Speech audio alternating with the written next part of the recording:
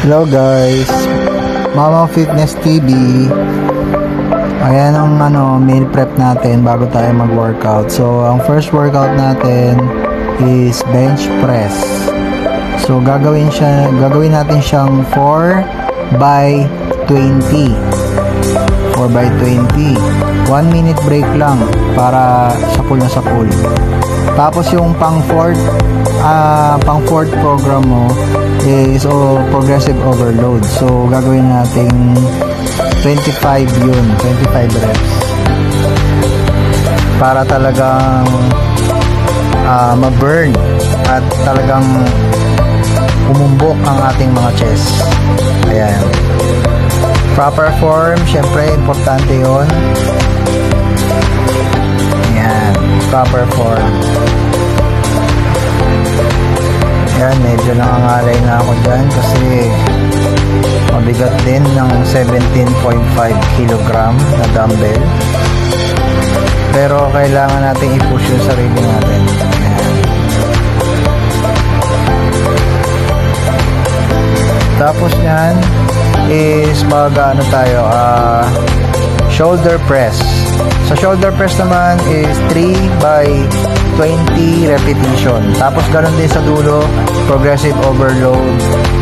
Dadagdagan lang natin ng 1 o 5 kung kaya. Para talagang banat na banat at halimaw na halimaw ang datingan natin. Siyempre, proper form, kailangan din nawawala yun. Ayan, kita nyo, pawis ako. Ayan.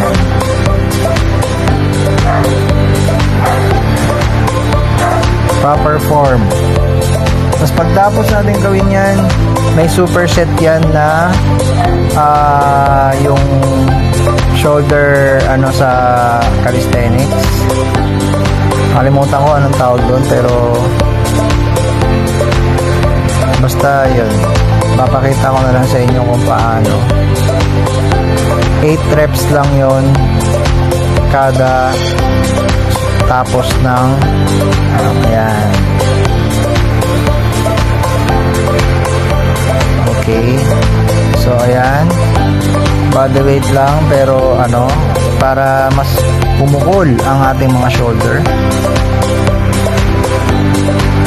Yan, medyo ngalay na ako dyan, pero kailangan tapusin. Tapos nun, mag-incline bench press tayo. So sa incline bench press, 3 by 20 repetition, at sa last set is 25 kung kayang gawin, para talagang sunog ang ating mga ayan. So talagang kailangan focus lang tayo dito, kahit gaano kainit, kahit gaano kabigat ang binubuhat natin. Importante ang proper form para sapul ang ating mga chest. Next is reverse fly. Ayan, dapat i-control natin yan, hindi tayo dapat magsiswing dyan. Ayan. So ito is 4 by 12 to. Tapos ang superset niyan is yung nakayuko para sa back. Ayan. So 12 by 8 bale. So 12 yung sa taas, pag nakayuko 8. So gagawin lang natin ng 4 na set to para solid ang workout natin ngayon. Kaya maganda, medyo high carbs ang meal prep natin. After nun, itong next is dips na may knee tuck. Ayan. So gagawin lang natin to ng 4 by 12 repetition. Ayan. I-squeeze nyo yung abs nyo para mas sapul.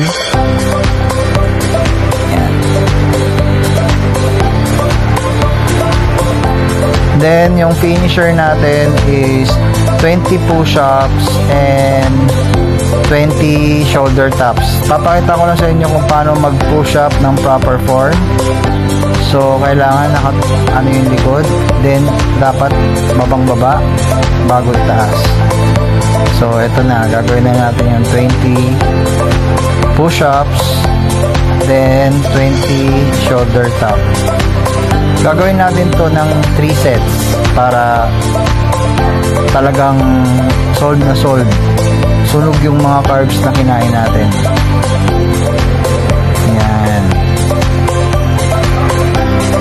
20 repetition and 20 shoulder tap, 3 sets. Tsaka tayo magta 10,000 steps after nyan. Yan yun naman, ngalay na ako. Sobrang ngalay na, pero makikita nyo naman yung pump ng mga muscle natin. Talagang ayan, shoulder press, shoulder tap pala, sorry.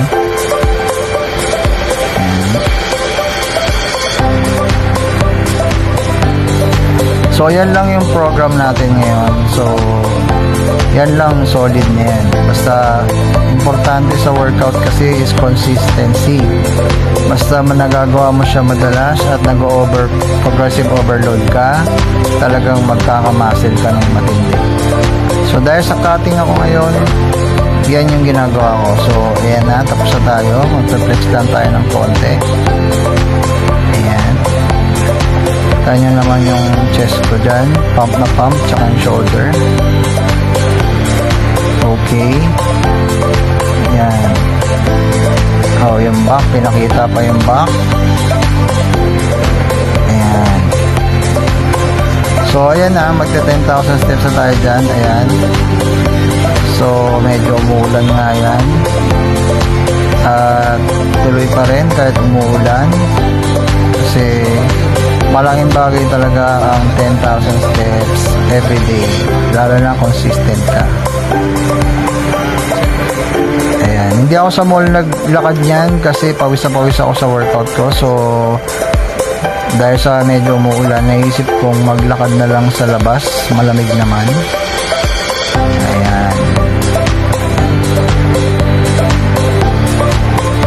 Tapos ito na nga, naka 11,000 tayo kasi nagpunta pa ako ng SM Plan, may binili ako.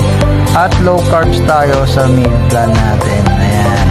Low carbs lang sa gabi para maganda, para magkaroon tayo ng abs soon. Yun lang guys, stay fit.